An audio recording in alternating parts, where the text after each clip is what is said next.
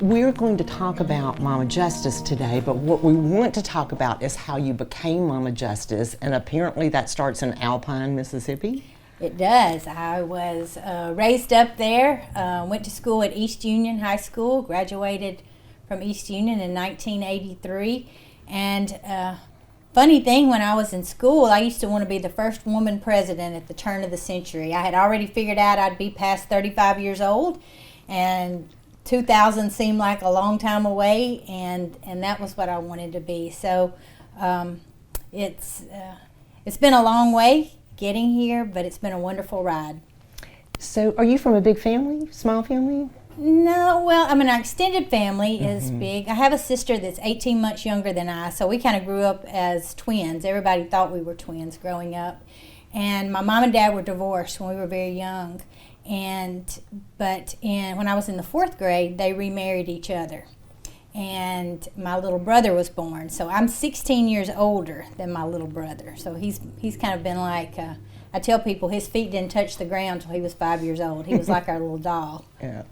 So when you were going to school and you had these big plans, is that something that your mom encouraged, that your teachers encouraged, that you need to keep going to school?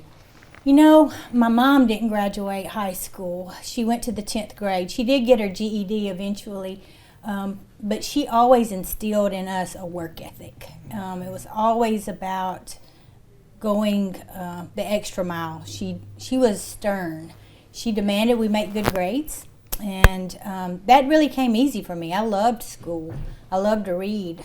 I can remember at my grandmother's house, she had a Bible story book, and I would spend hours just reading those Bible stories.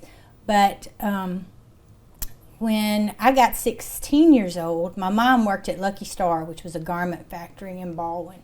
And so she told me that summer I was going to work because I was old enough to work. And I did. I went and I tacked belt loops on Levi blue jeans that summer. I made production one day out of that whole summer. So I have a very, very much appreciation for these folks that work in industry. After that summer, I worked at a furniture plant for 3 summers, while I was in high school. And we weren't rich by any means. I really didn't know that we didn't have as much as other people. I didn't have a car until I went to Ole Miss, so, it was, but I didn't really miss it either. A lot of kids, wasn't like it is today when you get your driver's license, everybody gets a car. But I had everything that I needed. But it was really my mom. My dad was an alcoholic, so he struggled with that his whole life. But my mom really made sure that we all went to school and we made good grades. We didn't miss school. I mean, if you were sick, if you weren't in the bed, you were at school, So I think that has just instilled a very strong work ethic and a very strong appreciation for all the things that I have now. What'd you do for fun when you were little? I mean, did y'all do family things or just get together, or was it school activities, or is it school and work? Yeah. Well, when my mom and dad remarried, we were really attached to my maternal grandmother and granddaddy. So they would come get us every other weekend, and we would go to their house. And my aunt and uncle didn't have children then, and they would take us to the skating rink in Boonville. It was called the Harris Skating Rink. People may know about it, but they had wooden floors, and so we would go skating. And that was the fun thing. We played outside. We made mud pies. We had some, 1 or 2 baby dolls. I never had Barbies. I had one cousin that I thought she was rich because she had Barbies, because they were expensive. Yeah. She had all these little containers of clothes, and I was just, when we'd go to her house, it was like a treat to get to play with Barbies. But we played outside. We cut grapevines, and we swung on the grapevines in the woods, and it was just a very normal childhood. Now, like I said, I come from some brokenness with the alcoholism, so that made it tough too. Because when you grow up in that kind of environment, it's always the big days, the Christmases, the birthdays that tend to get messed up, by somebody acting out. But I don't know. We had a wonderful childhood, Then when you went to Ole Miss and stepped on campus, was it what you thought it would be? Was it, you came from a small community, and college is always a culture shock no matter where you're coming from. Well, I went to Northeast first, and that was a good move because at Northeast, we had great professors. They cared whether you came to school or not. And when I left Northeast, I went to Ole Miss on full scholarship. And when I got to Ole Miss, though, that's when I figured out that people didn't care whether you went to school. And I'd never lived away from home, and I'd never had a car. And unfortunately, I made some very poor decisions during that time in my life. But yeah, it was nothing like I expected. But it is, I do think that it's really a great idea for kids sometimes to go into community college and just have a little extra attention from professors before they go on to that university. I always tell, young people that at church or that work here or that I come in contact with, those 2 years that you can spend at a community college are wonderful years because it helps your GPA.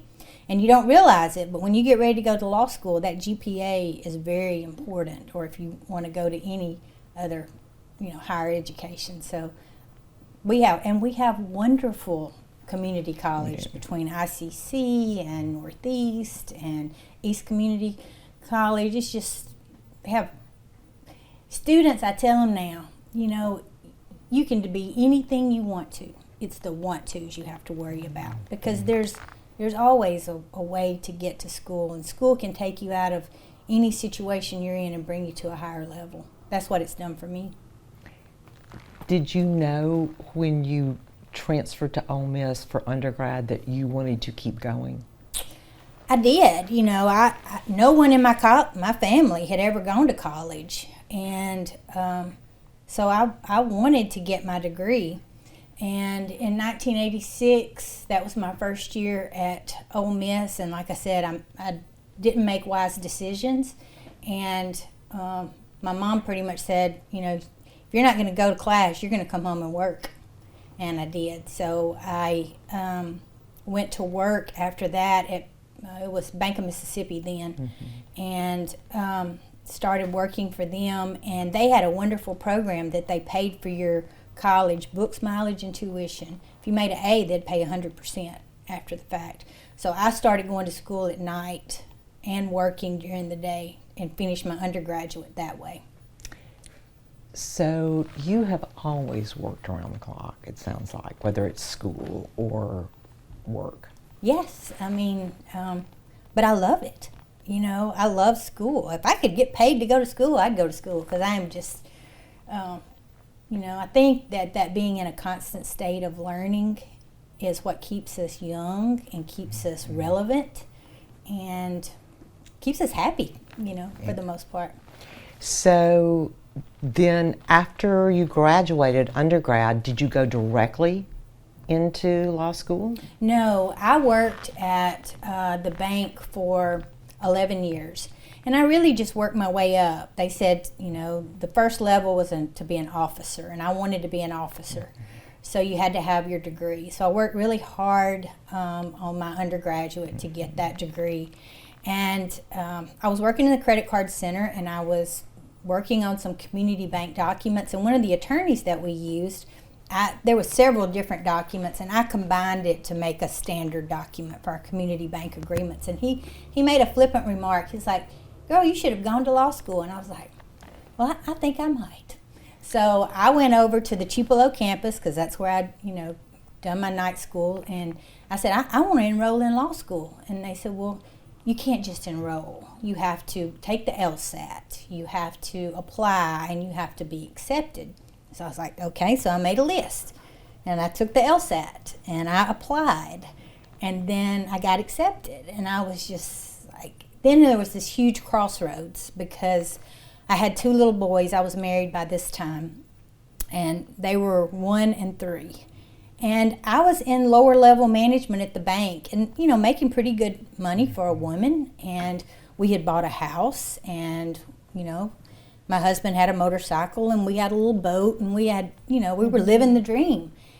And I carried all the health insurance because he was self-employed. And I was like, but I want to go to law school, but I'll have to quit my job.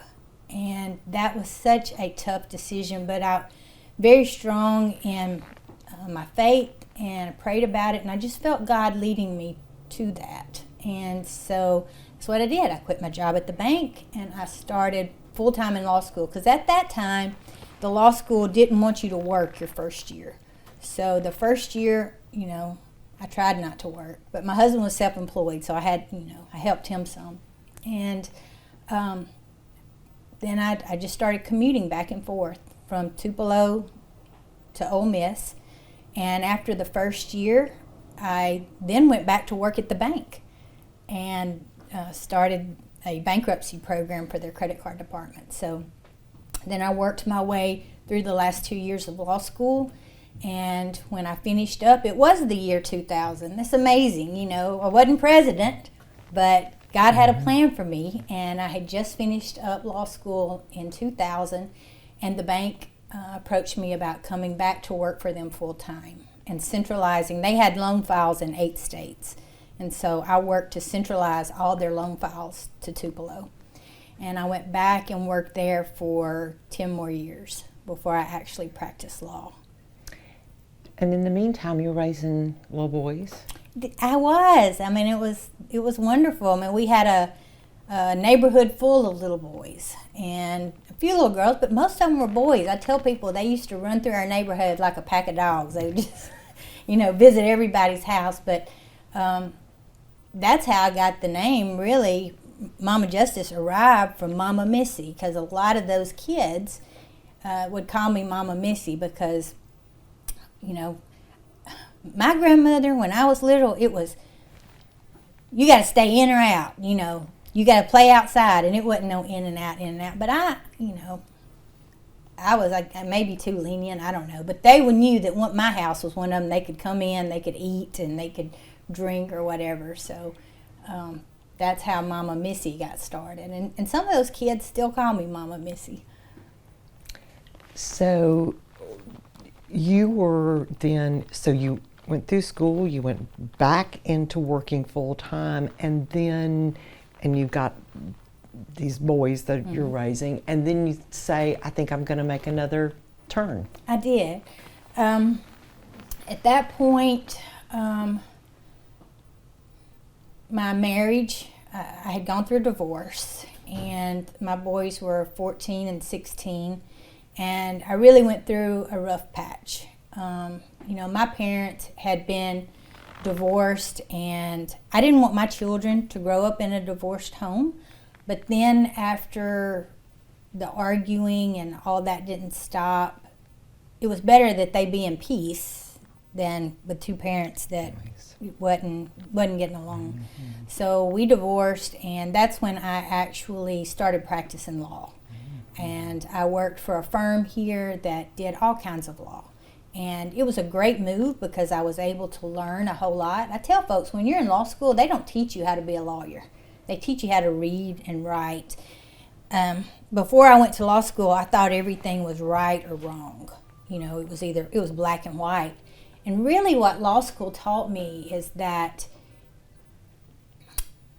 there's all different sides to every situation. And there's a lot of gray. And a lot of times it's not black and white. And you've got to be able to see things from different angles. It's a broader approach to life. Was that a surprise? It really was. It really was, because I was raised in a strict household. Mm-hmm. You obeyed or you were punished. You were right or you were wrong. Like my mom, when she got home, the house was clean and supper was started, and if it wasn't, we were in trouble. And we just learned that you had to act and do and be a certain way. And it really was eye-opening to learn that there's just different angles to look at things, and it's not always black and white. It'd be easy if it was always black and white, but it's not. At some point, then you were single. You had teenage boys. At what point did you meet your husband? Well, like I said, that failed marriage took a lot out of me, and I'm not happy about some of the decisions I made after that point, but I was a broken person, and I was really looking for that peace and happiness. And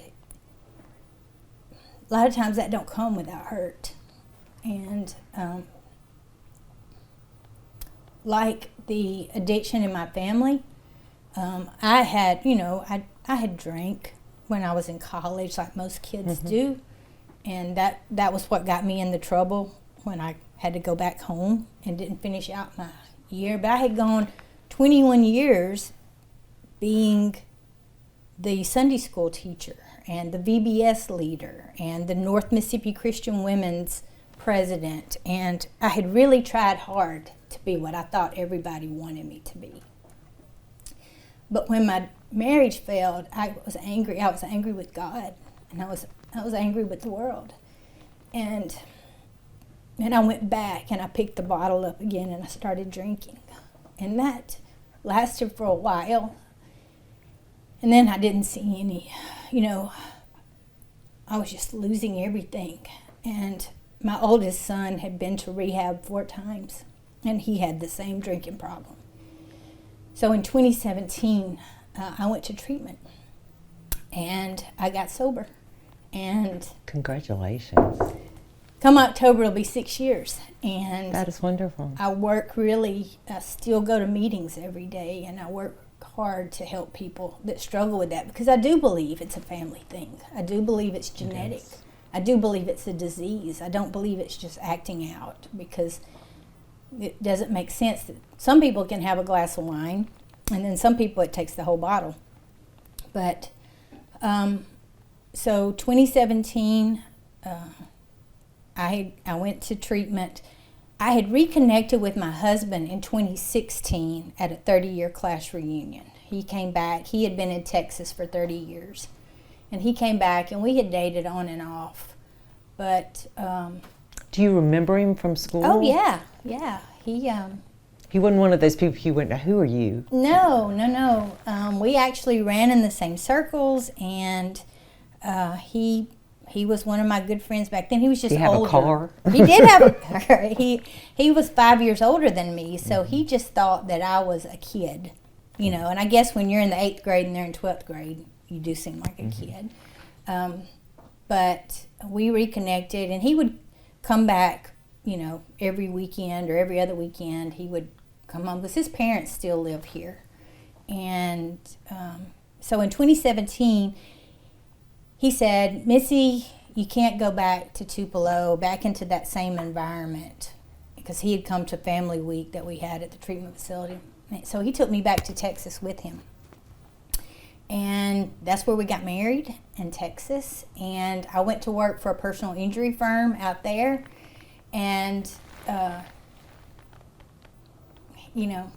Mama Justice was really invented. It was a phone in the corner of our apartment in Texas. And we were going to start taking some Mississippi cases. The attorney I worked for in Fort Worth, we had worked out a deal with him, because Mississippi cases, we have favorable laws here. And I was going to work them from Texas. And we were going to put up a billboard at Crosstown. And that was in 2018, so it was about this time. Maybe in July to the first part of August, that was when Mama Justice was invented. I mean, that was, 5 years ago. So, but everything changed. Everything changed. On September the 3rd of 2018, I got the worst call of my life. And my oldest son had passed, and he's the one that had struggled with addiction. I'd talked to him the night before, and he said, Mama, I'm going to do it this time, and if I don't, you pull the plug, you know. And I'd always heard that people that threatened to do that never do it. So I called his dad, and he said, oh, he'll be fine, you know. And I went down, and I sat down by my bed, and I opened my Bible. And then I turned to the story in Kings about Josiah. Josiah was a little boy that became king, and he rid the temples of all the idols at 8 years old.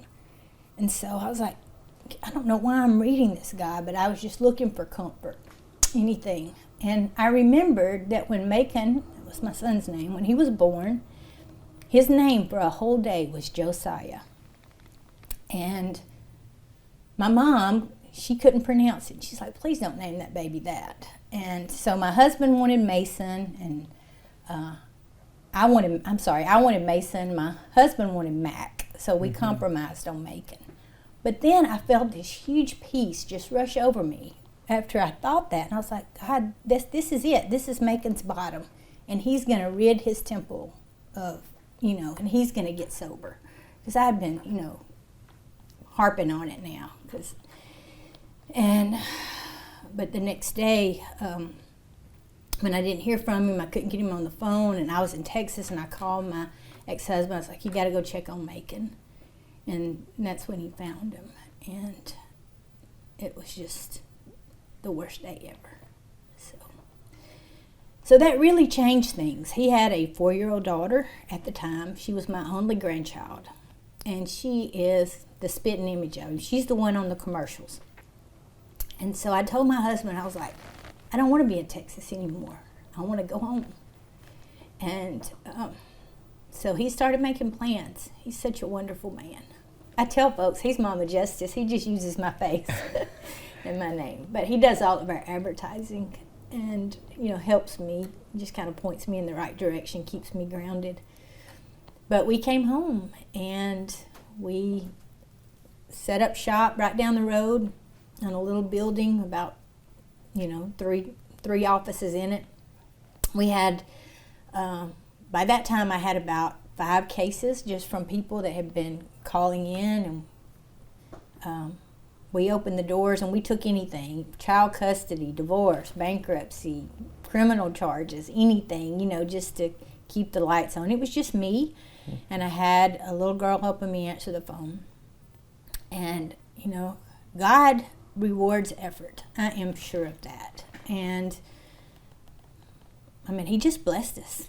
The people started coming in, and then we got, you know, 10 cases and 20 cases. And this was in March of 2019 that we opened the doors here. Don't you think, though, you know, there's that song about the broken road, and don't you think that every step has probably led you to being able to do what you do for other people? Oh, absolutely, absolutely, because we really, at Mama Justice, our main focus is on the client. And people don't call us if they're doing great. They call us when they're hurt and when they're going through a bad time. And I believe that all of my life experiences has helped me to relay that to our staff so that they feel that empathy toward other people, you know, especially folks that have lost children. I mean, I have a huge, huge place in my heart for them. And God is so good. He just, without him, you know, I wouldn't be anything. And I say that with all earnestness. Every day I get up in my morning, I read my Bible, I write in my journal, and I hit my knees, and I pray to God that he creates in me a clean heart and renews a right spirit in me. And as long as that happens, then I'm going to be what I need to be for other people, because we're all he's got down here, you know. And Mama Justice has just exploded. I mean, who would have thought we could be Mississippi's fastest growing company? And also, it was just that latest list. What was it? Inc. 5000. That's it. Yes. Yeah. And the second largest or second fastest growing law firm in the whole United States. It's just amazing. But so what that says to me is that people hear you and they do feel that connection, that they feel that you are genuine and sincere, and that you have a team of people who can help them. Yes, I mean, you can read our reviews. Those reviews are put on there by real people. And we have 12 core values at Mama Justice. And they're modeled after the 12 steps. 6 are inward facing toward the employees here, and 6 are outward facing toward our employees. And I'll have to take you to our training room because we have them painted on the walls in there. But if we have any doubt on what we need to do in a situation, we fall back on our core values. And, those are exceed expectations, leave it better than you found it, create client confidence. There's 12 of them, but they're all client-centric and employee-centric, so that, our main focus is on the client, because these are really tough times that they're going through. And we do put them first, and we do work hard every day. Work ethic is something I can't teach people. And if you don't have it, you don't work here very long. And I owe that to my mom, because that's what she instilled in me, and that's what my expectations are. And I don't have any problem telling folks what my expectations are. So everybody knows what, we're all on the same page, and we're all singing from the same sheet of music. So you're glad you came home? Oh, absolutely. I get to spend time. I now have 2 granddaughters. I have a younger son. He works with us here. He's one of our investigators and legal assistants, and he's finished his undergraduate, and he's hoping to get into law school. And so he has a little girl, and then my oldest granddaughter's 10 now. She spent the night with me last night, and I was able to get her ready for school this morning, and that's the best. That's the best. Yeah. Well, she is precious in those commercials. I mean, Thank you. I think that's part of what actually sort of kicked it off, is that people, recognized her voice. She was so cute. Mm-hmm. And Carson, the little boy in our commercials, his grandmother was one of my first clients when I opened up in the small, and I had known her because she had worked at the cleaners where I used to use them, but she had a wreck, and she called me. And so everything he says, that my granny was in a wreck, Mama Justice paid her, all that is true, and he is phenomenal. After we finished up her wreck, she sent me a video. She said, "This is my grandson, Carson," and he's brought us a lot of business. He told me not long ago, he's like, "Miss Missy, he's got his teeth back now, and he's grown up, so he needs a new commercial." So we're working on the new and improved Carson. I love it. That's great. So if someone wants to call your office and get in touch with you, what do they need to know? What do they need to be able to tell you? What information do they need to bring? Is that something that your staff helps with? They'll say, these are the things we need to know to be able to go forward with whatever case you have. We have a wonderful intake department. So all they need to do is call our number, 662-883-MAMA, which is 6262. And our ladies will take it from there. They will walk them through every step of the way. They don't even have to come to the office. We can sign them electronically. Or if they want to come to the office, that's fine. We can send investigators to their house to sign them up. I'm here every day, usually by 6:30 or 7, and I don't usually leave till that, 6:30 in the afternoon. So, a lot of people are surprised. Well, gosh, I didn't know I was going to get to meet with you. Well, I work a caseload just like all of our other attorneys. So you come, you'll get to meet with me. A lot of times they'll say, "I want to talk to Mama Justice first." That's good. I'll talk to them, So. Well, and all of this has led you to expand a little, We to have. include another office, I should say. That's right. We've had our Jackson, Mississippi office open for over a year now, but in the next 2 weeks we're going to be opening a brand new office in Columbus. So we are so excited about that. It's right across from Bank First on Main Street. It's the old Renaissance Bank building. We've totally remodeled it. And I'll have an office there. I'll have 2 full-time attorneys in that office. And it's beautiful. The folks renovating it have done a wonderful job for us. So I'm excited for everybody in Columbus and the surrounding areas to come by our office and come get a Mama Justice hat or a Mama Justice t-shirt or just say hello. We'd like that. Is there anything else that you would like to share with people who watch your commercials and see your billboards in closing? Well, I've said this before, that, I'm real and I've been through a lot of ups and downs in my life. And I do have a true love and concern for people and my fellow man.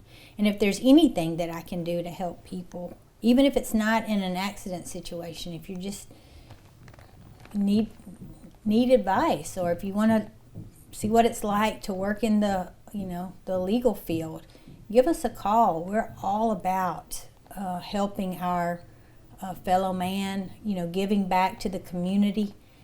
So we treasure that, and we're thankful that we get that opportunity. I tell people all the time, that I'm not the miracle worker. God just allows me to participate in His miracles sometimes, and that's what's wonderful.